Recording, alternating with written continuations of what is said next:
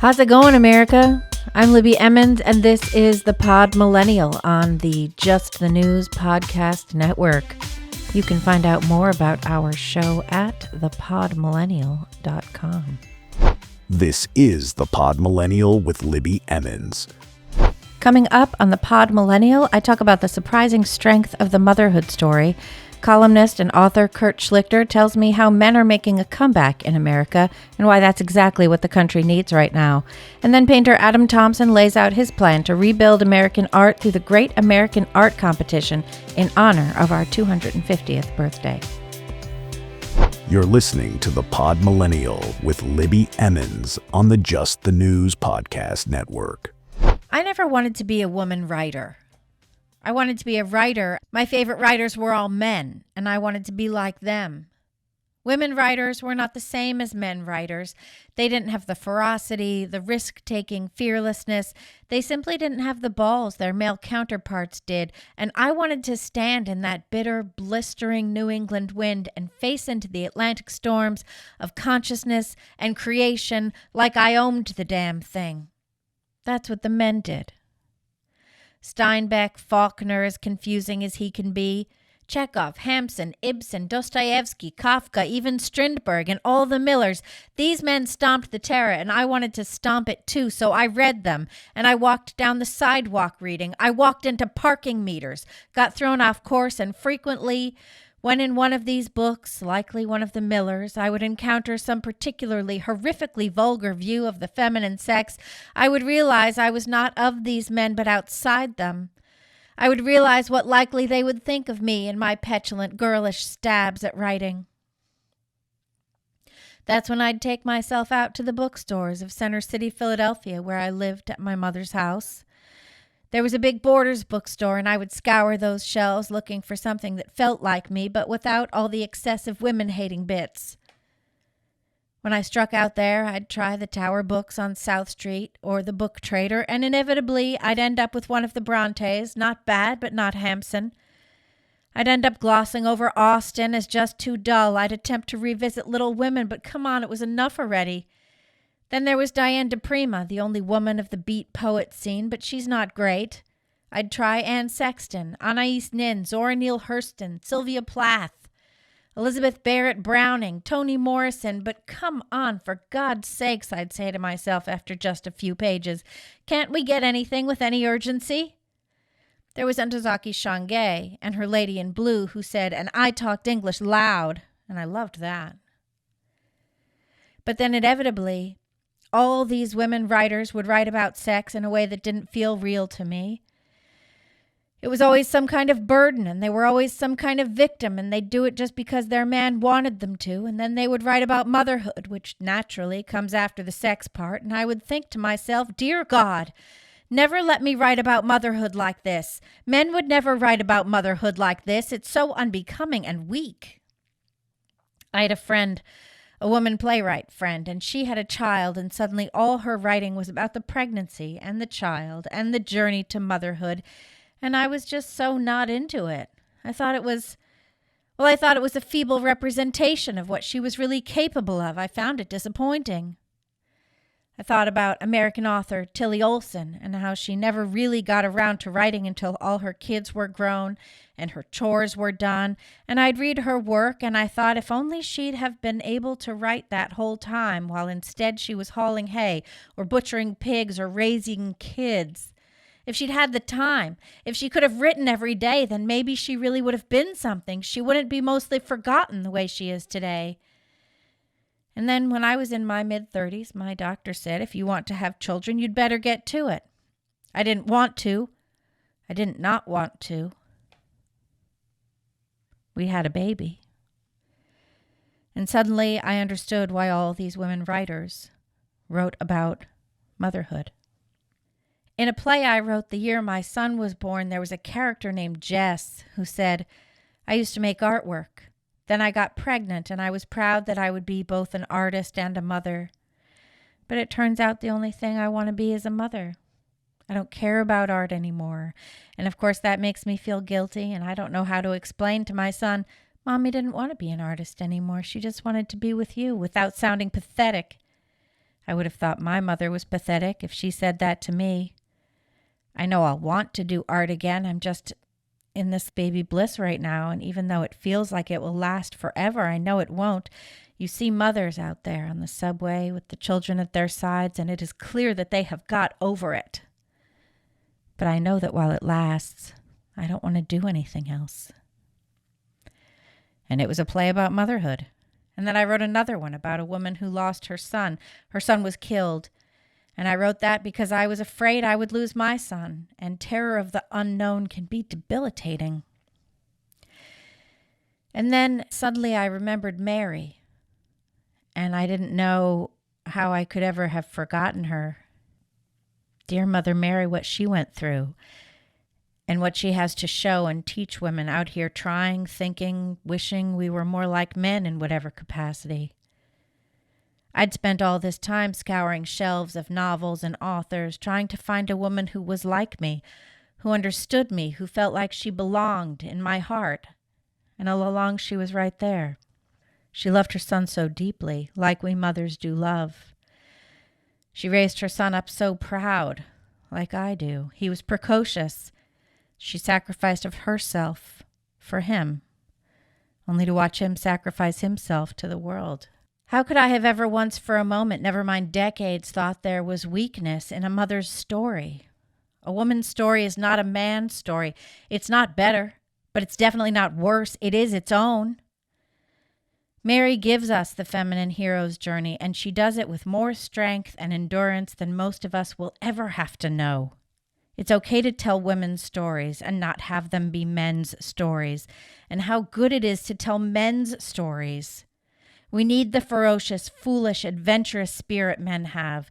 We need them to risk it all, and we need to tell each other stories about it.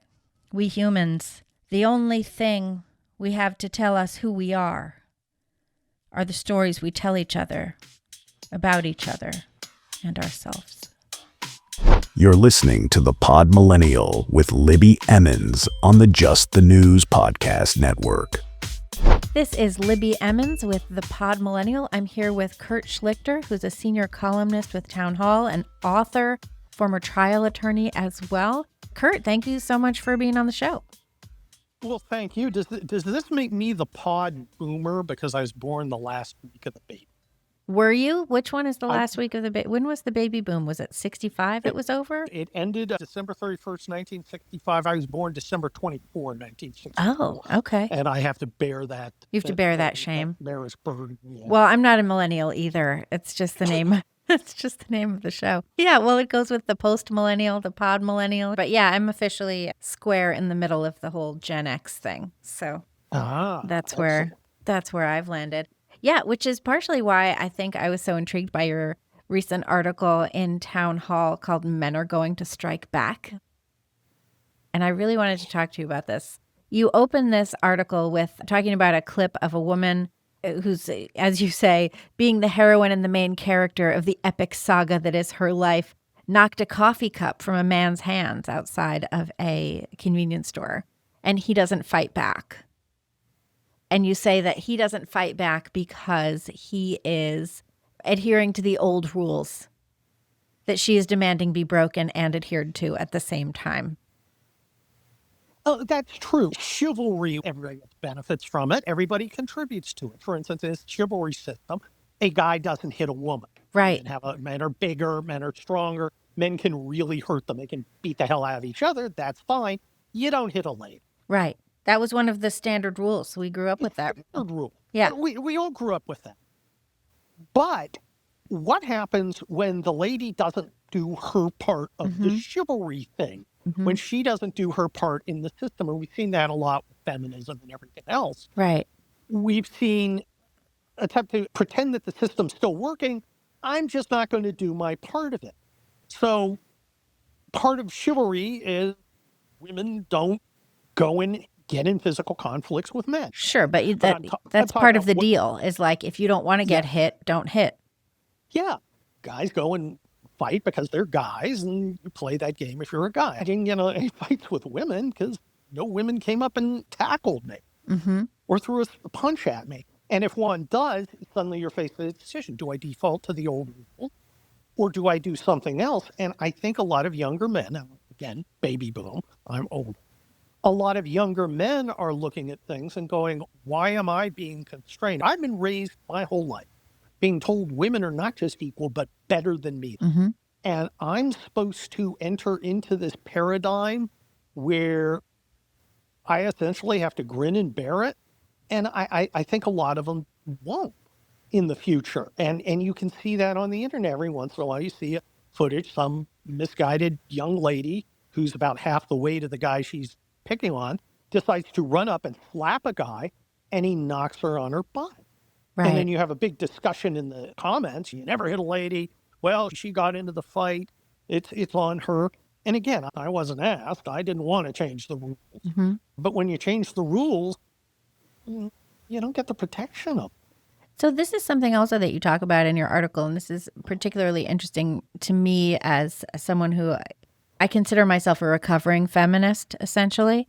I grew up with two very strong women, my mother and my stepmother. I grew up with my father, so it was my father and my stepmother. But they both believed themselves to be feminists, right? My mother was like very career oriented, and she was an attorney, and it wasn't girl boss because it was the 80s. So it was more like the Cosmo girl thing. In my mom's hippie sort of way, she was doing that thing.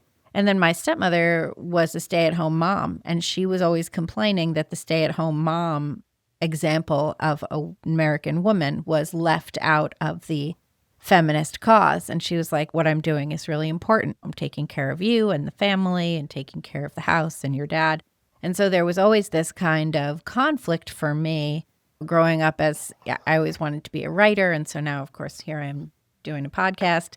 There was always this sort of conflict of what are the guidelines? What is it? How are American women supposed to be? And there is this conflict that is continuing to play out, and it still hasn't really been solved. But a lot of problems were created with feminism, even as feminism was trying to solve problems that, of course, did exist. So what role did feminism play in relieving us of these rules and sort of demanding that they stay intact? Well, I think, first of all, I had the same experience. My mom was a stay-at-home mom and then became a lawyer while I was a kid, and then became one of the first deputy district attorneys in San Mateo County. Later became a judge. I don't know if she'd have called herself a feminist because she didn't like leftists. Right. But she just did things that she wanted to do. We talk about the negotiation between men and women over feminism. But but I think you put your finger right on it. There's a lot of negotiation within women about what feminism, because there were feminists who disrespected women who stayed home. Right.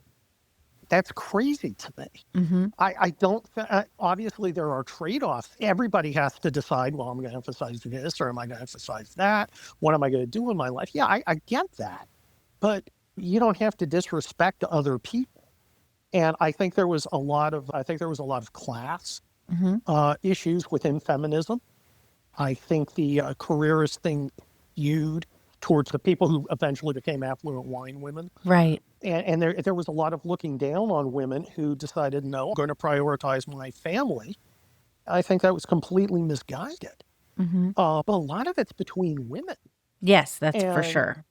And I just kind of stand back and scratch my head, not being a woman, not identifying as a woman, though I could if I wanted to. Sure. And then everyone would call you she all day. They'd love it. Yeah. Apparently I could go be a mass murderer and be called she. Yeah, that's correct. It's important we don't. Especially in California. Oh, gosh. Yeah, I don't want to interrupt the delusions of the perverted deviants. Right. No, that's important to uphold those.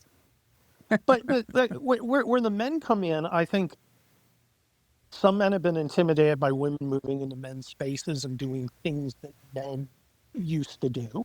I think there were men who were a little baffled that this mom of two was the district attorney assigned to their case. And I think as they got used to her, my mom was very much competence first. Right. Not whining, but I'm just going to be better than ever. Passed her bar exam on the first try, which that's impressive. Hillary Clinton, Michelle Obama, and Kamala Harris cannot say that. And she did it on our kitchen table.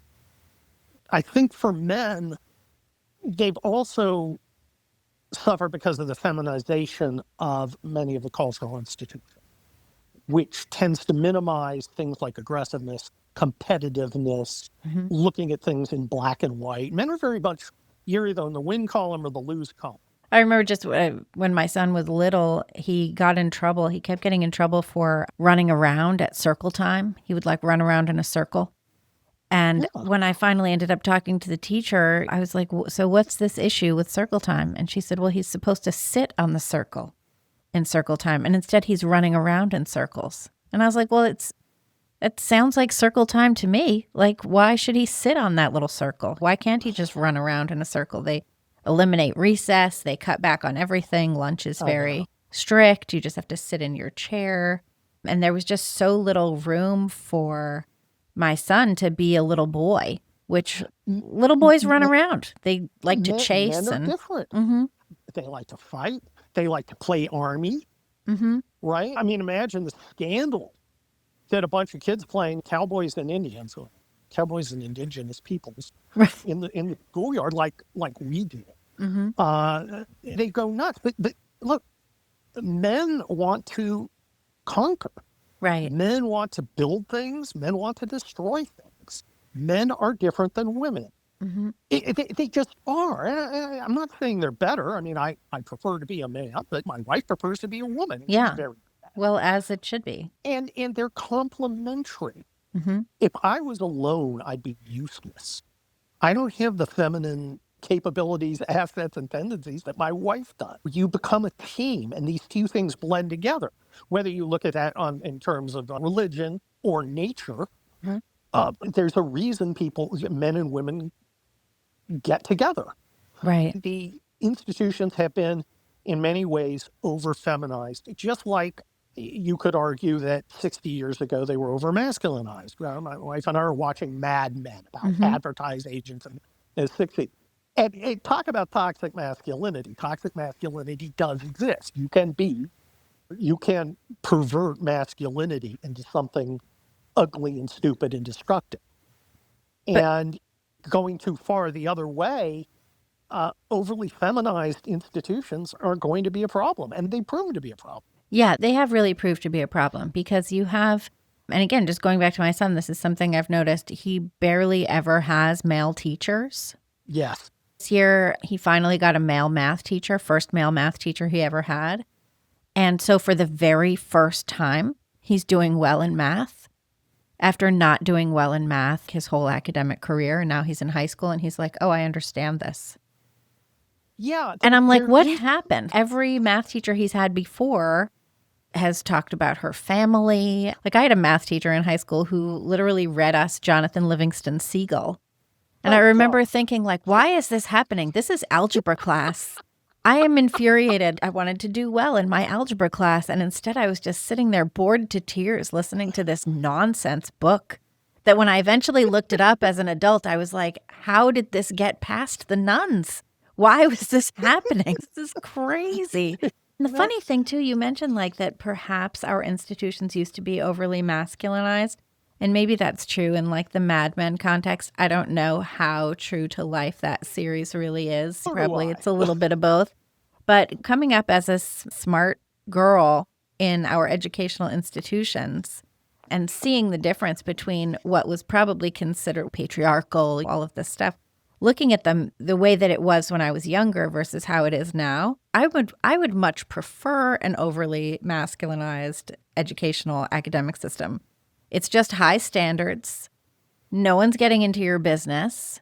You know, no one's asking you dumb questions about how you feel. And you're like, you're my teacher. I don't even want to think about if you're married or not. Like, how is that my business? There is another factor coming up in the 70s, and I talked about him in the article, Stan Bingham. We called him the lizard because his skin was so modeled from skin cancers. A tough PE teacher, and he was probably in Korea or the Pacific during World War II. He was just a tough guy, and he didn't take guff. And we got him. We understood perfectly. But another teacher is very influential in me was Doris Schreiber, who came from Austria, and she taught us history about Romans and Greeks, and I just adored her because she didn't take any guff. One of the things is back in those days, if you were a very high achieving woman, your real option, your most likely option was to be a teacher. Right. So you got a lot of very, very talented women going into teaching. Now teaching isn't the only option. And the quality of the women choosing teaching in the last 20 years or so is just not there. And they have to go to these graduate programs, Yes. which are super woke graduate Yes. programs. Exactly. So they all come out of the same handful of graduate programs in education and then turn that onto their students. And you end up with kids just completely tuning out because it's so overly emotional all the time. I remember listening to an interview with Camille Paglia several years ago, and she was talking about how she and a bunch of other women were working hard when they were at Radcliffe to remove the curfew that was in place for women and not for men. And when she talked about it, she said that the administration was telling them that they needed to be protected so that they wouldn't get raped if they were out past curfew. And she said, we wanted the freedom to get raped if that's what was going to happen. We wanted the freedom to make our own decisions and to face the consequences of those decisions. And now we have a cohort of women who want the freedom to make their own decisions and don't want to have to face any consequences of those decisions. I think we see that among women and among men. Mm-hmm. There's all of these modifications, all these accommodations. 38% of kids at Stanford University have some sort of accommodation. Right. Now, this is like the understand IEP generation, right? At some point, the masculine thing would be, look, if you're not a quadriplegic or blind, get over it. Mm-hmm. And I'm an Army guy. I've been in the Army for a long time. I think in general terms, not about individual. And it's like, oh, well, I'm having a bad day. Pick up your rock, pick up your rifle, you march in 12 miles. Right. Or pick up your pencil and fill in those little Get it done. circles. So, yeah. Get it done. Mm-hmm. Well, it's hard. Mm-hmm. Okay. What's your reason? Your reason is it's hard. President Obama was asked something about why he had not achieved some certain policy idea. And he said, well, it's really hard being president. And I remember hearing that being like, really? Yeah, of course it's hard being president. And you told us you could do it.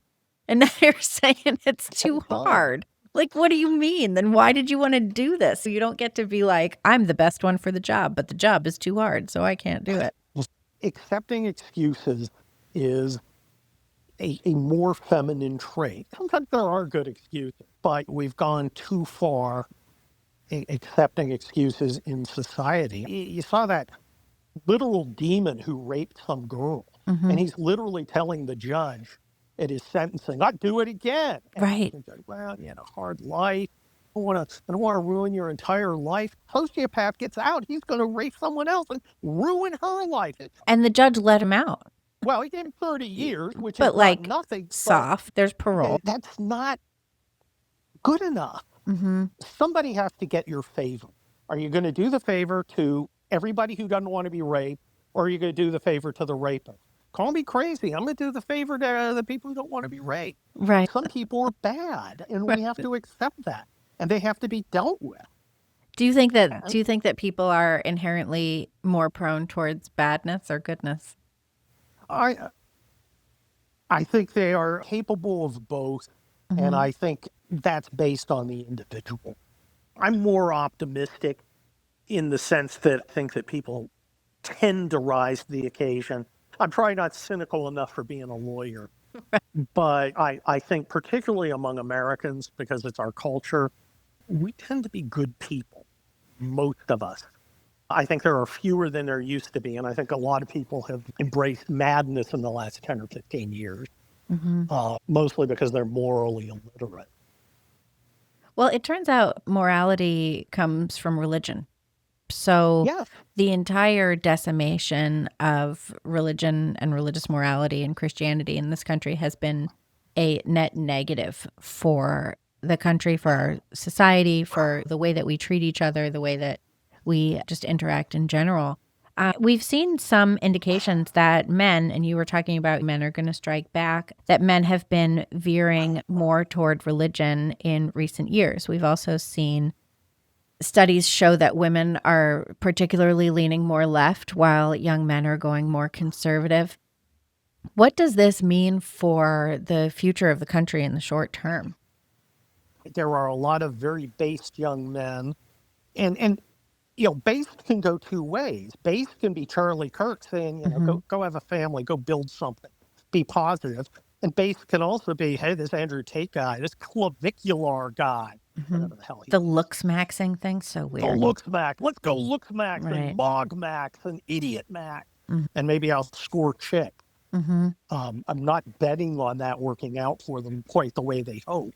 And there are a lot of guys who've just said, wait, I can't win. I'm going to retreat into this world of video games, pot, and pornography, which is this horrible morass of failure. And it is a real problem. It's hard for me to understand because I'm a happily married guy of 25 years. When I was dating, it was really dating. You actually, it wasn't just like, oh, I'm talking to this girl. I didn't meet online. I met my wife at a wedding. Right. That's how it's supposed to go. I grew up in the 80s. So my mindset is I can do anything I want. Right. I will be able to, as long as I can aim in that direction. After Gulf War, came to LA, went to law school. I decided I wanted a career in the military as a reservist, and I did that. And I wanted to be a stand-up comic, and I did that. And I wanted to be a writer, and I did that with Andrew Breitbart, and I wanted to write books, and I did that. And I wanted to have a law firm, and I did that. And it never occurred to me that I couldn't. It doesn't, and it still doesn't seem exceptional to me. It just seems like, well, that's what I wanted to do. Well, because you can just do things. Yeah. You can just do things. And that reality is not real for a lot of younger people today. If they go to school, they get out of school, and they've got this millstone of $200,000 in debt for their gender studies degree. It's so bad. It's so bad. It's so awful. And there's no education. Like, you go to these schools and you don't get educated. One of the better teachers I ever had was a high school English teacher who had been in World War II, and he taught us literature and philosophy. And he told us that when he was in the war, he didn't like being in the war. He was stationed in Europe or something. And he said that he got through it by always having a paperback in his back pocket. Yep. This image of this teacher who was teaching us Kafka and Steinbeck and talking to us about like philosophical ideas and Orwell and all this, and just imagining him as a young man, like being serious, being like a real person, living up to his responsibilities, taking responsibility for what he had to do, and still finding this room for his own mental clarity and his own ability to think clearly, and him teaching us, always talking about critical thinking and this idea that I think has really gone out of fashion, where you lead an examined life. Yes. I've taught my son about this, but this is not something that they get in school anymore. No, I think young people today, the bubble wrap generation, I think if it was 1955,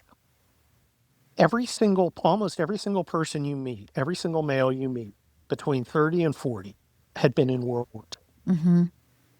And that provides I've been in a couple of wars. That provides a level of seriousness that the current generation in large part has missed. I came back from Desert Storm. I was 26, and I come and start law school right after I get out. And there are all these guys showing up, and they're 22, and they're wearing their fraternity sweaters. And I'm just like, I'd just seen my first guy get killed a few months before. I had been in charge of 20 people, and I was in a different world than these guys, and they didn't relate to me particularly well either. But you look at these young people, and they've never done anything. I think that's one of the reasons you see under Pete Hegseth having put the Army back in the Army. They're knocking down the doors for recruiting.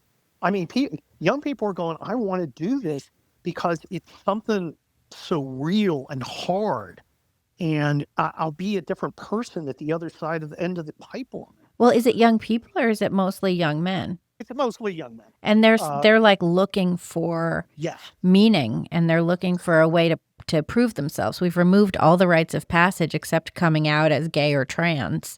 And now they're like looking for something in their life that's important to them, that where they can test their mettle. Yeah. What do we have left for young men to do?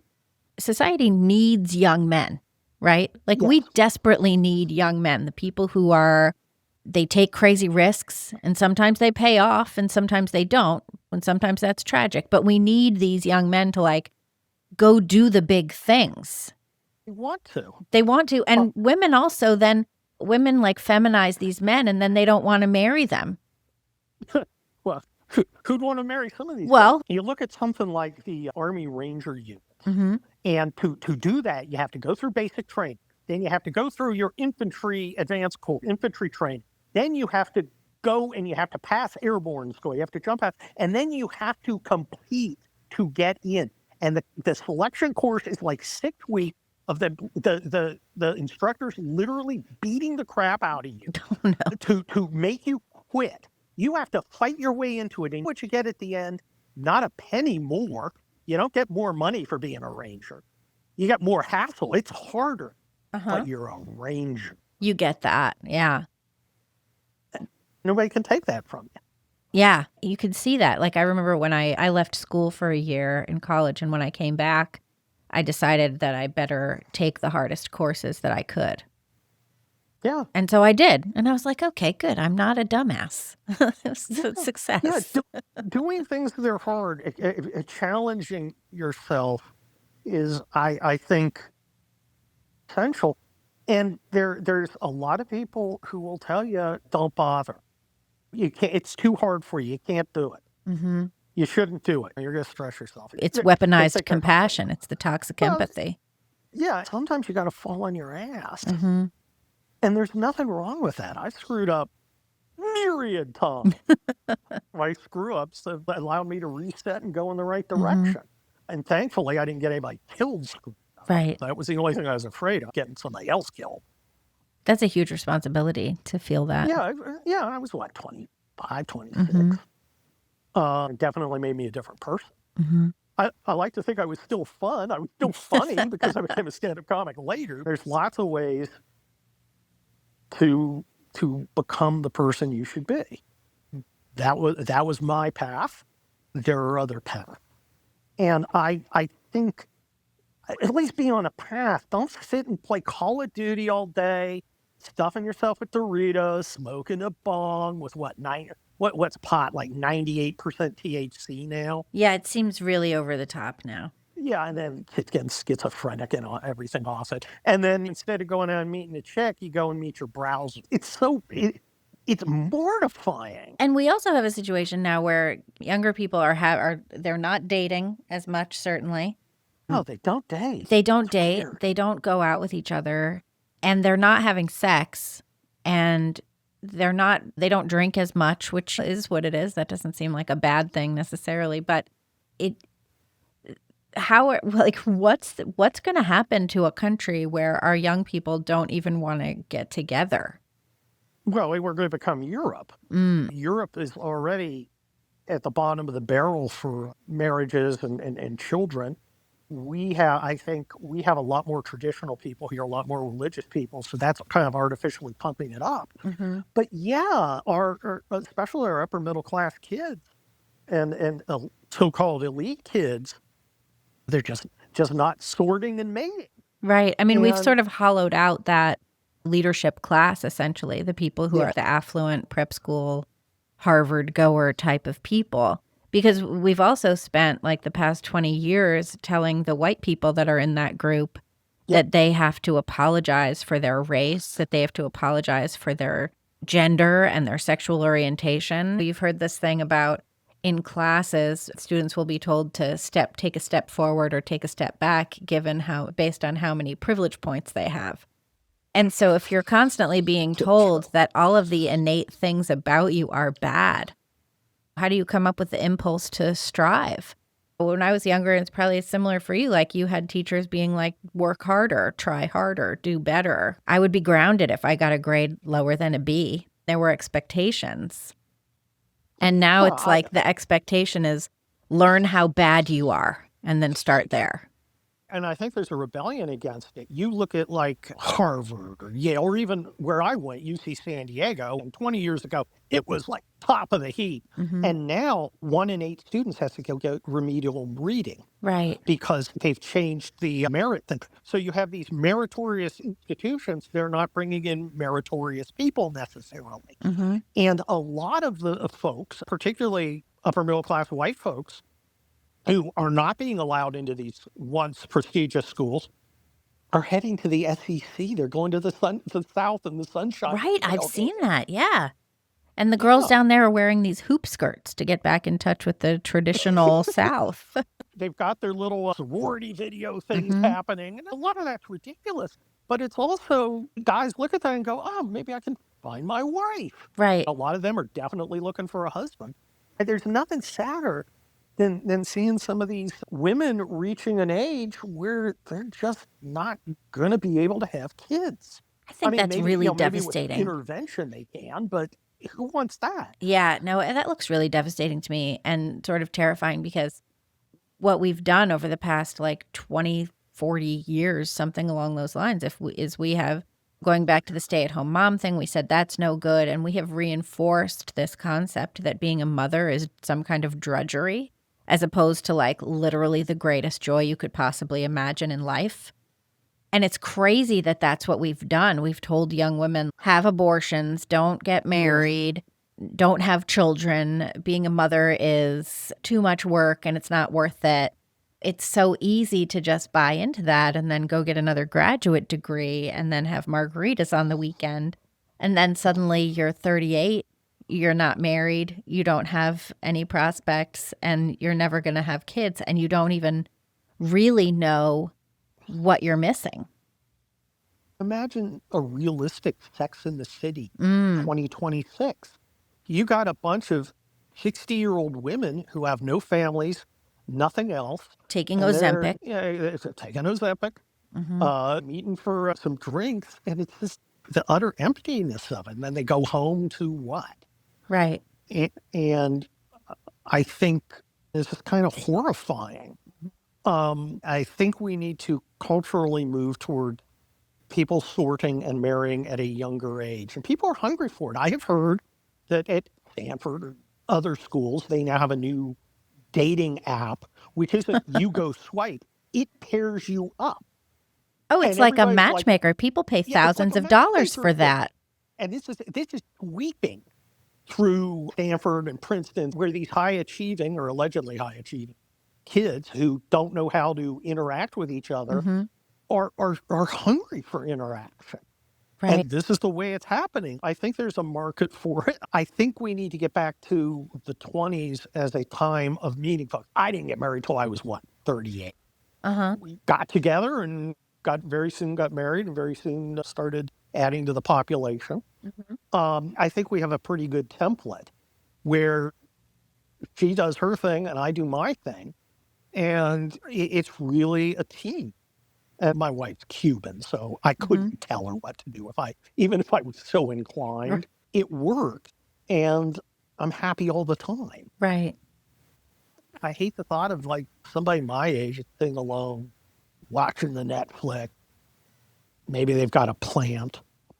Right. The ubiquitous cat. Yeah. The ubiquitous cat. So your advice to young men would be religion and find a wife young?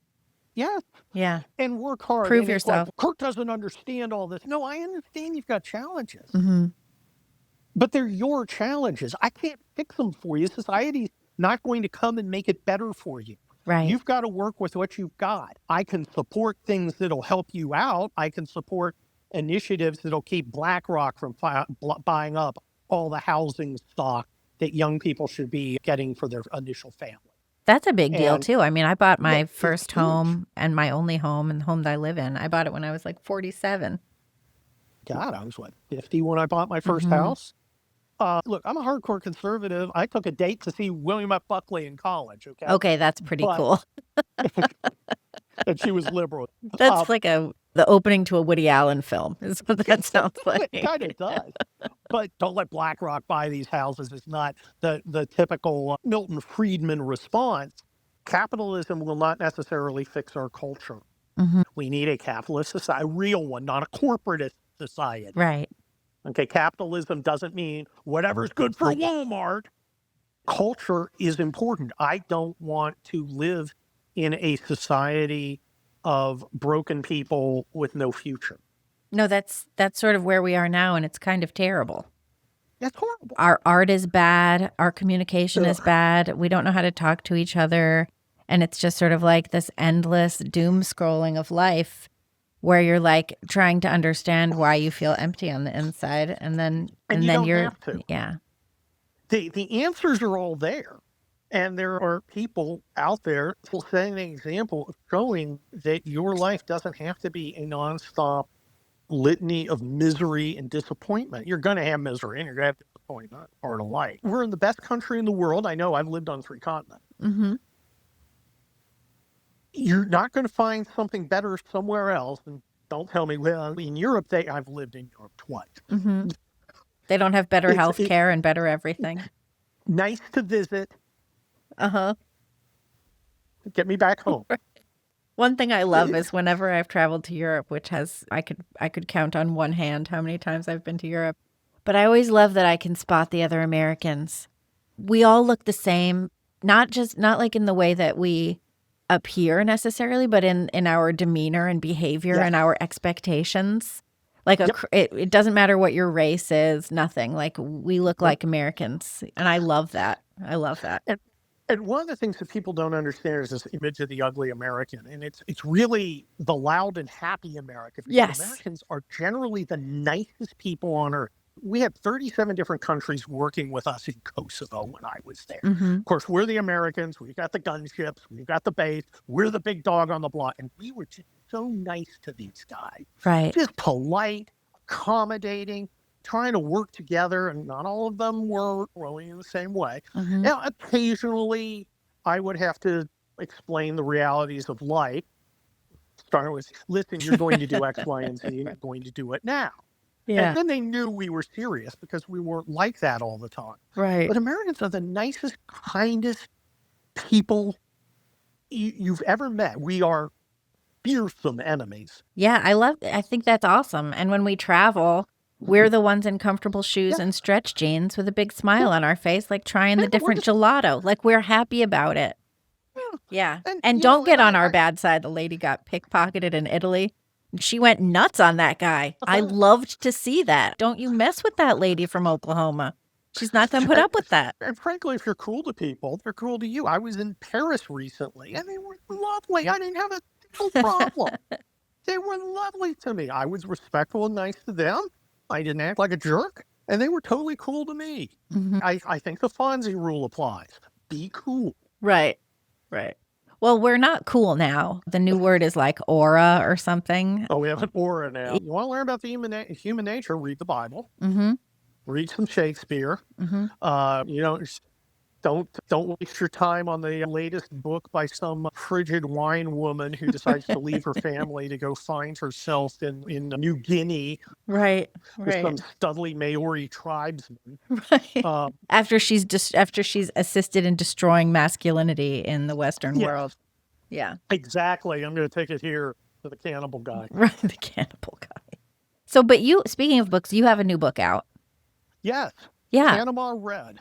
Okay. Is the 9th in the Kelly Turnbull series of conservative action novels. Began with People's Republic. Look, I came up with Andrew Breitbart. He's the guy who got me writing again. Mm-hmm. And he said, we got to make our own culture. And I was distinctly dissatisfied with the quality of action adventure books. So I wrote People's Republic about 10 years ago. Mm-hmm. Lots of guns, funny, exciting, about America splits in two, and you've got an operative, and he goes into blue America to have adventures. I'm now on the 9th one. I've sold hundreds of thousands of books. This sounds like a great premise, frankly. It's so much fun. Yeah. I just wish our billionaires would stop spending money subsidizing white papers at the Forum for Families, Eagles, the Future, the Flag, and Forum, and spend some money on culture, because I'd love to bring that screen. But it's so much fun, and people read it. People wait for these things to come out. I do about one a year. Right. And I do some other books too. But they come out and they're just like so happy. They're like, I got it. finally I'm reading something that I want. So many people are turned off to reading by being forced to read. God, I remember they made me read Catcher in the Rye. What a piece of crap book. You didn't like it? You don't like that book? Hate it. It was just like, I'm supposed to like reading?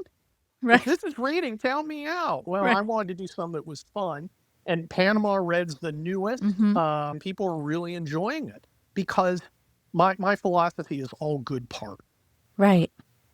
You're not going to find like how on Netflix they'll jam 10 episodes into into what should be 6. Right. They stretch these things out, and so you get a lot of stuff about, well, we got to stop the action and go talk about my feelings towards my dad. No, Oh, I everything's hate those either episodes. Yeah.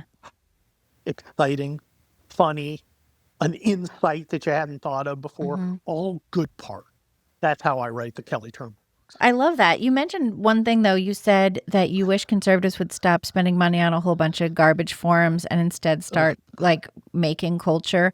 This is Yes. something that I've been looking at this for a couple of years. Why is it that the conservative billionaires never want to put any money where it actually matters? Like publishing fiction, making movies, making TV shows, doing all this stuff. You have Daily Wire's doing it.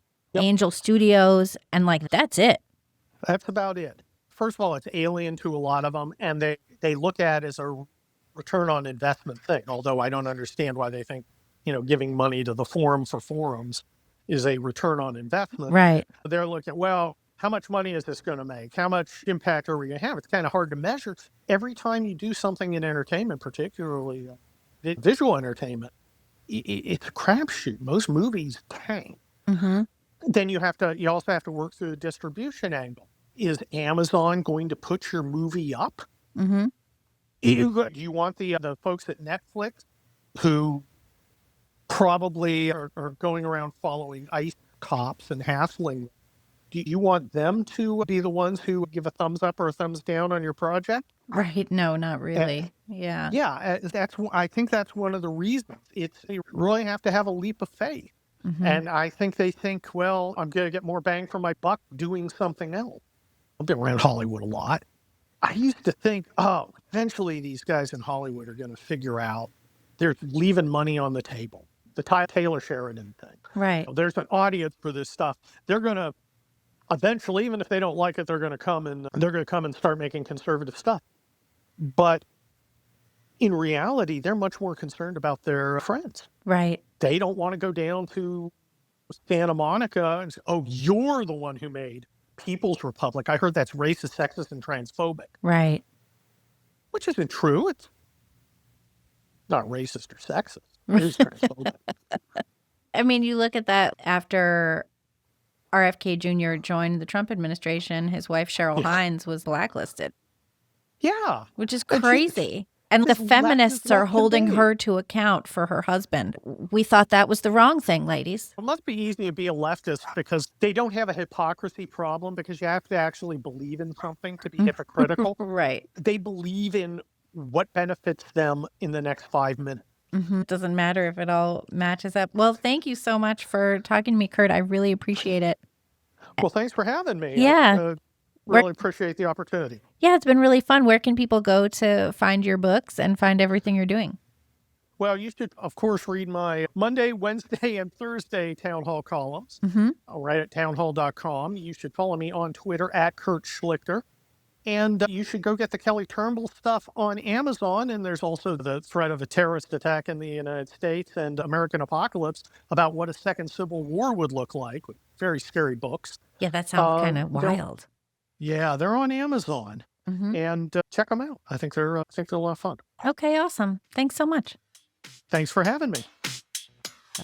More of the Pod Millennial with Libby Emmons. I'm here with Adam Thompson, who has a new project, a new contest going on for artists. And Adam, why don't you introduce yourself and tell us all about it? Thanks for having me on your show. I'm so excited to be here. I'm an abstract artist from Philadelphia. I went to the Haverford School and the University of Pennsylvania, and I've been a professional artist ever since. In addition to my own artwork, I'm running something called the Great American Art Competition, which I started recently in hopes of getting Americans to make more patriotic, ideally aligned art that enhances the art world in America and pulls us out of this rut that we've been in for a while, where we're just seeing DEI slop and low technical ability paintings being pawned off as fine arts in museums that are receiving many millions of dollars of taxpayer money, and programs that the president recently cut that were also funding all of these initiatives to create anti-American, anti-Semitic, anti-white, pro-communist art. Yes. Nobody wants to see. Nobody wants to see it. No, you have an article that recently ran in Human Events where you were talking about this and what's going on in the art world. And listeners will know that I'm hugely interested in art and painting and what's going on in that whole scene. Things have really been going downhill. I can't count the number of times when I go to an art museum somewhere in the country, and I've been to tons of them all across the country from California to New York and back again, where you see a piece of art and you're like, what even is this? And then you go to look at the curatorial notes and it talks about how it's, it's about oppression and victimization and Black trans bodies and all of this stuff. And you're like, okay, but where's the beautiful part? Where's the part that makes my soul sing? Where's the part that lifts up my spirit instead of telling me that I'm racist or an oppressor or have no taste or whatever it is? I'm thinking specifically of this recent thing where you had a whole bunch of American sculptures torn down, public art was torn down, and a Stonewall Jackson monument ended up in a gallery in Los Angeles, completely dismembered by an artist. I think it was Kara Walker. I remember seeing this, and I'd seen some of her work previously at other museums. And you're just like, but where's the beautiful part? What has happened to American art where we're just constantly berated, not just by the artists, but the galleries who are shoving this down everyone's throat, and the museum curators who, you go see a painting from the 1920s and all it talks about on the wall, how Black people were oppressed or something. Again, where's the beautiful part? How did we get here? Yeah. It's so concerning because people are getting disinterested in the arts, and we could potentially lose out on a major part of American culture, which is the arts. It's something that we've been dominant in for more than 100 years. America has been the cultural leader of the world. And I think that we risk losing our place to countries like China and Korea and Russia if, we don't pick up the ball again. You can go around to international art shows and you just see us falling behind. You see it at the Biennale. The Russian pavilion is always presenting just the most incredible, technically proficient work, and America is slowly moving into conceptual stuff that we used to be great at. We used to be really great at high concept art. Used to be that art for art's sake. Right. That we could debate about. Now it's art for politics' sake. That's what it all is. It's all art for politics' sake. Right. That's what it is. It's all for politics' sake. And the line that I use is people used to go into art museums and say, is this art? What am I looking at? Is this art? And they would have a debate about it. And now people go into a museum and they just flatly declare, this is not art. I do not want to see this. I think I'm not going to be going back to this museum, or maybe frequenting less museums as a result. Yeah, I was always really interested in abstract art, abstract expressionism, contemporary art. In the 90s, there was this whole culture of like dirty art. I have one painting that I always feel was enhanced because a friend of mine ended up stepping on it in the studio and now it has footprints on it. And I'm like, oh, it's better. And then there was this whole thing of like, if it doesn't plug in, it's not art. We had like that whole minute. But now I go to art museums and the contemporary stuff, I just feel like I'm being hit over the head with sort of what we used to call politically correct stuff. Now we call it woke. And you're just being bashed in the face with America is a terrible, evil place, and white people are bad. And the effort toward including everybody in the art world has really pushed out art lovers who are looking in from the outside going, what happened to things like Song of the Lark? I was recently in Chicago and I went into the Chicago Art Institute and I'd never been. I'd always wanted to go and I went. And I walked into the room with Song of the Lark.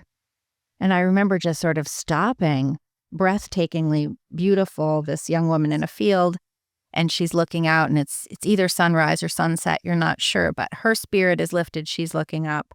And then I remember realizing that Bill Murray, when he was on the verge of, was he going to continue doing entertainment and comedy, or was he going to go try and be an accountant or something? He talks about having walked into the Chicago Art Institute and seeing Song of the Lark and saying, no, I'm going to press forward. I'm going to do this. I'm going to do my art. And now when I go to art museums, I look for the old stuff because the new stuff feels oppressive. It feels like it's pushing my spirit down, whereas the old stuff is sort of lifting your spirit up. Now they're throwing some of the DEI slop into the galleries with the 500-year-old Dutch masters, Right. like what you see in the National Gallery in D.C. Mm-hmm. It is unbelievable. And if you go to certain art museums, this is crazy, but I think the worst example, one of the worst museums in the country, is Seattle Art Museum. I haven't been to that one. Yeah. It's sponsored by the Gates Foundation and some of the richest people in the world, but it costs like $37 a ticket. That's ridiculous. Where's the money going? Yeah. I guess just social engineering. But you can almost see the dust marks on the wall where they removed what once was a great piece of art hanging up in a gallery. Mm-hmm. So they had a permanent collection, and you'll see some famous works from the past. And you can tell that they've removed some of them so they can insert the garbage onto the wall there. And you can still kind of see a mark on the wall in a couple other places. It's like when they cut the paintings out of the frames at the Isabella Stewart Gardner Museum. It's like you look at it and you're like, there was something wonderful there once. Right. And they still have the frames hanging up there. Right. Yeah. So what's this competition? How are you seeking to get better art happening in America? Well, as you know, artists are struggling, and artists need financial support in order to continue doing what they're doing. It's a very difficult field to survive in. Mm-hmm. And it was a very simple concept that if you offer money to people who need it in the art field, they'll create whatever paintings you pay them to do. That's correct. Artists don't care where the money comes from. Yeah, it's why the left has been able to exercise such control over the art field in the first place, is they're throwing out free money for, anything that meets their political criteria. And they tell you, sort of, and they tell you what that political criteria is. Like whenever you look at the grant proposals, I know this is true in playwriting and theater, you look at the grant proposals and it's like, wanted woman or woman identified artists to create play about LGBTQ struggle, in minority communities. And you're like, okay, that's not an art project. That's a propaganda project. So we're trying to turn everything up on its head, and we want a painting that's in the vein of a Thomas Cole painting, or something that's in the style of Whistler, something that represents Main Street America, right? A painting that represents American religious ideals, Mm-hmm. all in styles from the past. Basically, we're kind of capping out in the mid-1920s, like post-World War I, ticker tape parade kind of paintings where you see American flags all over the place. But we kind of have specific targets of what we're looking for. And these are very simple prompts that any proficient artist can make a painting for fairly easily. Where can people find out about this and send in their work? Yeah, our website is tgaac.org. Okay. The Great American Art Competition. We'll have a submission form up in the next month or so. Okay. Right. And do you know the deadline yet? Well, we're aiming to have the first big exhibition in Washington, D.C. with an awards gala starting in late August and culminating in late September. We'll start touring the show. First stop will be Philadelphia. We'll go to the birthplace of America, since it's the 250th birthday of the United States. And we are actually partnered with Freedom 250, which is the president's initiative to celebrate it. We're going to start in D.C., the current capital, and go back to Philadelphia, the birthplace of America. And then we're going to tour across the United States. Galleries, like partner galleries lined up already? We actually have a space that's been promised to us in Philadelphia. And another one that we have a commitment for a space out in California near Los Angeles. We're hoping to get a place in Texas to stop. So we kind of just perfectly cross the country there. Yeah. I'm in West Virginia. Is there any chance you'd be bringing anything out this way? I guess DC is sort of close So enough. here's the long-term goal of the project. The long-term goal is to put art like this into underserved places that are not New York or San Francisco or Miami, where there might not be so much access to museums. So kind of like the like regional theater movement in the 1950s and 60s did that. Yeah. Exactly. And our goal is to acquire pieces over the next few years and get enough in our collection that we can have little regional galleries and rotate the art around the country. That's such an amazing idea. And then you can have people come out and check it out, from everywhere. It can be like a new destination for seeing visual art. Because, it's not just the museums, but it's the gallery spaces. I'm thinking specifically of New York gallery spaces. You walk in and you're like, why? Like, who's paying for this? And then you realize the price tags. And this has got to be the biggest money laundering scheme in the world. Some piece of trash painting worse than what Hunter Biden puts out. And it's like $500,000. And you're like, how and why? Right. And who's traveling this around, I mean, I kind of liked the banana duct tape to the wall thing just because it sort of showed, your investment is meaningless. And I was like, it's money laundering. You can't really launder the banana. But you don't see things that appear to be worth your time. And then you see the collectors buying this stuff.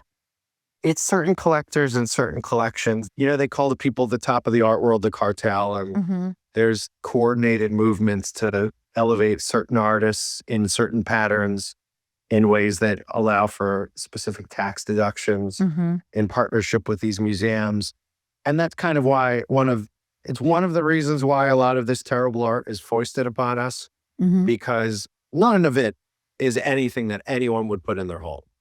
None of the people who are supporting any of these artists would ever hang any of this stuff in their homes. And I've been into some of the homes of these people, and they just have beautiful art on the walls. And then you go to their collections or you go to the local museum that they're supporting, and you just see just trash. Yeah. And it's getting purchased and then stuck into like a collection museum that's public facing, probably for tax purposes too. People are voting now with their feet. Right. They're not going to museums as much. We have the data. We know it's below pre-COVID levels for museum attendance. Really? And that's for the big ones too? Or that's just across the board? That's just across the board. But as an artist, I get the question all the time, am I worried about AI interfering with the art world? And that's not a concern at all. AI is not even... Why is that not a concern? I'm interested in that. Because I'm a writer over here and people are like, oh, just write things with AI. It's just as good. And I'm like, no, it's not. But with art, it's different. The competition isn't AI, it's social media. The competition is that people will just stop going to the museums. They'll stop caring about art. They'll start focusing on other things. You see this in other media. Xbox ended the console war. Right. And the CEO of Xbox said that they're not in competition with AI. They're also in competition with social media and movies. It's all across the board with the arts. Like anybody, I have an Instagram account. And you'll see stuff. You'll see like artists posting kind of GIFs or super short videos or small animations or even photographs that have like one element that, blinks in it or like a tiny bit of movement. How much of an impact do the new styles that are developing because of these new forms of media have? How much does that have an impact on visual art? Are artists keeping up with that? Is the art world keeping up with that? I mean, you can't hang like just a phone in your home and be like, it's that piece, I own that piece. How is that impacting the artists that you know and your own work? Well, I've been a fan of digital art as long as I can remember. And until NFTs came around, there was no way at all to monetize digital art. Now you're seeing a new generation of digital artists who are coming around. To some extent, we're actually seeing positive changes in the art world because of it. because it's a very consumer direct market. Right. You don't need a gallery to display these works. So people are sitting at home and they're looking, and they might see a post on Instagram about some digital art piece, and they might buy it directly. And it might be priced low enough that consumers are buying this en masse for large runs of what are effectively digital prints. I think that overall, this is a huge positive for the art world. The Whitney had a retrospective a number of years ago on digital art. And if you looked at it, it was all from the most important players in the technology world. Like one of the founders of Intel had made some art, and some major people at Nintendo had made some art. Some really cool, here's a screen that scrolled just the background of Super Mario with the clouds with nothing else. So it was kind of like a moving digital painting of a sky, but it was the Super Mario painting. And they had made this back in the day when they made the original Mario games. There's a lot of great digital and high-tech art that's existed for a very long time, longer than anyone would expect. And now it's finally reaching the market in a way. I think it's wonderful for the art world. I think that kind of stuff is tremendous positive for the world. That's really fascinating, actually, because so many people are just constantly like condemning whatever the new form is. And of course, if you're a student of art, you know that new forms rule the day. So it's really encouraging to hear you say that these are not things to be afraid of, but these are things to embrace. I love that. So. Well, woke means bad. Right. Woke doesn't mean anything else. It means bad. Right. In the context of this like lefty ideological garbage, it means that plus bad. And the problem that I personally have with the art world in America isn't the new forms. It's not necessarily the styles that people are painting in. What it is that it's technically terrible. Right. The works that are being put into museums are technically garbage. There's stuff in there that middle schooler wouldn't make that's being put into the MoMA. And these organizations are just totally off the leash. And no one wants to see it, which is my problem. Right. I'm all for art that pushes boundaries. I'm all for art that I don't like. I'm all for anything that anyone wants to call art, but I don't like stuff that hurts the profession. Right. I don't like things that I think are causing long-term harm to something that I really love, which is the arts in general. And I've had conversations about this with people in other artistic fields, like music and theater, that this isn't an isolated incident. I used to go to the theater a lot. You hardly find a new play that looks like it's even worth seeing. I find that too. Yeah, there's not a lot that I want to see. In fact, when I look at the offerings in New York, which is the mecca, obviously, for theater, when I look at the offerings, if it's not something old, it looks like it's something really boring and stupid. This musical Six that gets all the Tonys, it's about Henry VIII's wives and female empowerment. Really? Because it seems really stupid. Now Dylan Mulvaney's in it. No. So yeah, he plays Anne Boleyn. But this past year, I like to take my son to see Broadway shows. I grew up with my mom living in New York, taking me to see Broadway shows. It's like an important part of our culture that I want to make sure that he's aware of. We went to see Waiting for Godot, the Samuel Beckett play. I went to see the Keanu Reeves one. Yeah, that's what I saw. Keanu Reeves and Alex Winter. Yeah. What did you think of it? I had a great time. I had a great time seeing them, but it was pretty hard to watch. It was pretty serious. They could have leaned into the comedy more. And the comic moments were the ones that the audience liked the most. And the stage picture, I thought, was a little like, where's my tree? You know? Right. This is a Beckett play. The set is a tree. Like, give me the tree. Right. There's no tree. It just was a giant drain pipe. I honestly walked out after the first No, you didn't. Well, I stayed for the whole thing. I used to go to like all the weird downtown stuff and I loved it. And then it turned into art activism. It turned into propaganda. And it was not what it just wasn't what it used to be. Instead of like showing me something real and true and fascinating, it was showing me what's wrong with the country all the time. And that just gets really boring. You know, I mean, Right. the point isn't to tell people what to think. The point is to, bring them into a different reality or a different experience, or even to just have that shared communication. So my experience with art schools is that the best artists that they have, a lot of them get onto this track of becoming a portrait artist. That seems to be because, they need to make money to survive as an artist. And this is a very lucrative form of art. People are always wanting portraits to be done. And most of the art schools have awards for that. And that could even be the top award that the art school gives. And I think that a lot of these artists could have a profession making paintings that they actually want to make. Mm-hmm. Painting, whether it be landscapes or, people who aren't just some rich benefactors decided they want a portrait of them in their living room. Mm-hmm. And my hope is to connect a large group of Americans who've walked away, the right-wing patron class that used to be the supporters of the art world. I want to reconnect them back to the artists. And that's how we've wound up with a lot of the greatest artists of the last 150 years, is somebody may have commissioned a portrait of someone and then found that there was more to them, that they had this other body of work that they were selling. Dali was pretty big with that. He had a couple major benefactors who just had seen his other work and had hired him to do a portrait or a commission for their home, and wound up buying 100 pieces of art from them. Really? And there's, the Dali Museum in St. Petersburg is mostly from one family. Oh, yeah, that's an interesting museum. Yeah. That's one of the best. I remember the first time I went there and I was like, what is even going on here? This is crazy town.